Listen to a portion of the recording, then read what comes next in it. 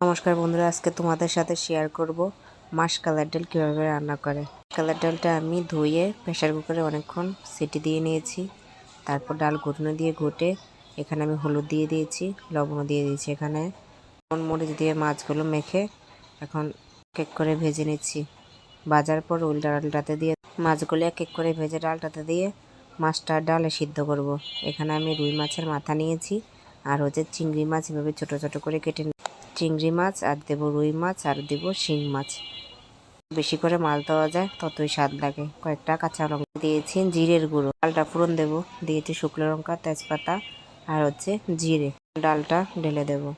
শীতকালের দিনে মাসকলাইর ডাল অনেক ভাল লাগে খেতে।